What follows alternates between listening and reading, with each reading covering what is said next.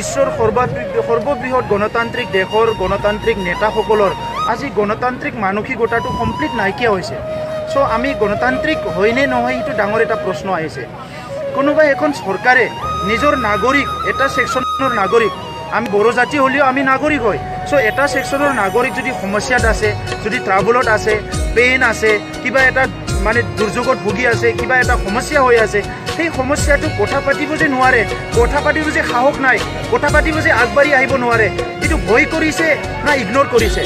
যদি ভয় কৰিছে আৰু তেখেতসকলে কি কাম কৰিব? যদি আলোচনা কৰিবই ভয় কৰে, সমস্যাৰ সমাধানটো বাদ দিয়ক, আলোচনা কৰিবই যদি ভয় কৰে আৰু কি সমস্যা মানে সমাধান কৰিব? এইটো এটা কথা। আৰু আনপিনেদি ইগন'ৰ কৰিছে যদি, তেনেহ'লে গণতান্ত্ৰিক মনোভাৱ আৰু মানসিকতা ক'ত থাকিল? চৰকাৰী ধৰ্মত গণতান্ত্ৰিকতাটো ক'ত থাকিল? সেইটো এটা প্ৰশ্ন আহিছে।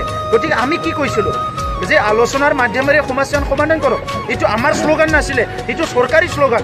যেতিয়া বড়োলেণ্ড অঞ্চল মানে সমস্যা ভাইলেণ্ট অৱস্থাত আছিলে, যেতিয়া উত্তপ্ত পৰিস্থিতিত আছিলে, বিভিন্ন উগ্ৰপন্থী সমস্যা হৈ আছিলে, সেই সময়ত চৰকাৰে ক'লে আলোচনাৰ মাজলৈ আহক, আলোচনাৰ মাজলৈ আহক, আলোচনা কৰি সমস্যা সমাধান কৰক। আজি সকলো আলোচনাৰ কাৰণে বাট চাই আছে, কিন্তু চৰকাৰী পক্ষৰ আলোচনা কৰিবলৈ সময় নাই।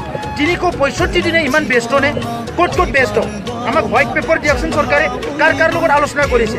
যিবিলাক ইম্পৰ্টেণ্ট নহয়, সেই ইম্পৰ্টেণ্ট নোহোৱা মানুহৰ লগতো, প্ৰতিষ্ঠানৰ লগতো ঘণ্টা কথা পাতি চৰকাৰী মানুহ সময় কটাকটে পাতিছে, পইচা খৰচ কৰিছে। কিন্তু আজি যিসকল জাতি জনগোষ্ঠী, যিসকলে নেকি সমাজখন গঢ়ি আছে, সমাজখন ধৰি ৰাখিছে, দেশখন ধৰি ৰাখিছে, সমাজ গঢ়াত যিসকলৰ দায়িত্ব মানে এটা বহৰি আহিছে, সেই মানুহবিলাকৰ অস্তিত্ব ৰক্ষাৰ কাৰণে, পিছৰ কাৰণে সময় নাই চৰকাৰৰ। ইয়াতকৈ দুৰ্ভাগ্যজনক কথা কি আছে? আজি কথাটো চাওক যে বড়োসকলে কি বিচাৰিছে? ভূমি নিৰাপত্তা। আজি এই বড়োসকলৰ, ট্ৰাইবেলসকলৰ ভূমি নিৰাপত্তা চৰকাৰে দিব পাৰিছেনে? জাতি মাটিৰ ভেটিৰ কথা ক'লে কোনটো জাতিৰ লগত চৰকাৰৰ ভাল মানে ৰিলেশ্যন আছে? কওক, কোনটো জাতিৰ লগত ভাল ৰিলেশ্যন আছে? কোনটো জাতিটো ইমান তেখেতসকলে চোৱা চিতা কৰি আগবাঢ়ি লৈ গৈছে? মাটিৰ কথা কৈছে, কোনডোখৰ মাটি ছেভ হৈ আছে, কোনডোখৰ মাটি অসমৰ ছেভ হৈ আছে? আমাক উত্তৰ দিয়ক। ভেটিৰ কথা কৈছে, কাৰ ভেটি ঠিকে আছে? না বড়োৰ ভেটি ঠিকে আছে, না তিৱাৰ ভেটি ঠিকে আছে, না আহোমৰ ভেটি ঠিকে আছে? কাৰ ভেটি ঠিকে আছে আজি কওক চৰকাৰে? গতিকে এই জাতি মাটিৰ ভেটি চৰকাৰ গঠন কৰিলে, কিন্তু নিজৰ নাগৰিকৰ সমস্যা সমাধানৰ কথা আজি ভাবিব নোৱাৰে। আমাৰ কথা স্পষ্ট, সকলে নিজৰ পৰিচয় অস্তিত্ব লৈ জীয়াই থাকিব প্ৰগ্ৰাম কৰিছে। 5,000তকৈ অধিক মানুহ মৰি গ'ল চৰকাৰী পক্ষৰ লগত সংঘাতত, চৰকাৰী পক্ষই মাৰি পেলালে। কিন্তু আজি আমি এই কথাটো লৈ আমি হাত সাৱটি হৈ নাথাকোঁ। বড়োসকলে ইয়াৰ সাংবিধানিক অধিকাৰ বিচাৰিছোঁ। আমাৰ লগত আজি ইতিহাসিকভাৱে যিটো ইনজাষ্টিছ কৰিছে, নট অনলি হিষ্ট্ৰিকেল ইনজাষ্টিছ, চৰকাৰে আজি সাংবিধানিক ইনজাষ্টিছ কৰিছে, কনষ্টিটিউচনেল ইনজাষ্টিছ কৰিছে বড়োসকলৰ লগত। ভাৰতৰ সংবিধানৰ 2 আৰু 3 আৰ্টিকলত স্পষ্ট লিখা আছে, ভাৰত চৰকাৰে পৃথক ৰাজ্য গঠন কৰিব পাৰে। এইটো মিজোৰাম, মণিপুৰ হ'ব পাৰিলে, বড়োলেণ্ড কিয় হ'ব নোৱাৰে? গতিকে সাংবিধানিক ইনজাষ্টিছ এইটো আমি কেতিয়াও সহ্য নকৰোঁ। আন্দোলন চলি আছিল আৰু চলি থাকিব যেতিয়ালৈকে বড়োলেণ্ড নহয় আন্দোলন চলি। হাৰিনি হাৰি মুখ লাখিনাंगौनि गोनांथि दङ, बिबान दङ जोंहा बयबो इयुन सिमांनि। गोनांथि दङ, बिबान दङ जोंहा बयबो इयुन सिमांनि।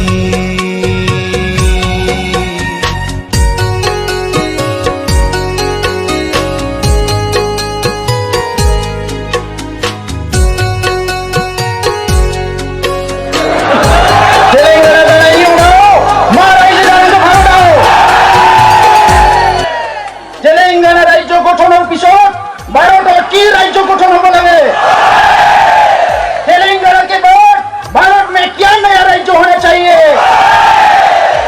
ये सब Nangal We want Bodoland! We want Bodoland!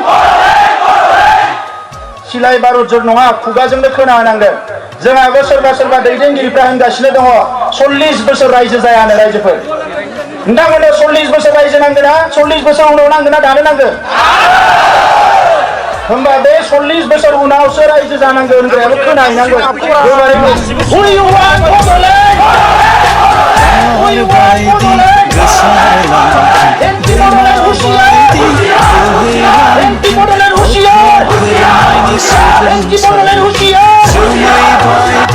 बिरबाय थाथों हारिमुनि नाजानायजों खौसेथिनि मोन्थोरजों हीरा बायदि जाना थाथों अराय मुलुगा हारिमुनि नाजानायजों खौसेथिनि मोन्थोरजों हीरा बायदि जाना थाथों अराय मुलुगा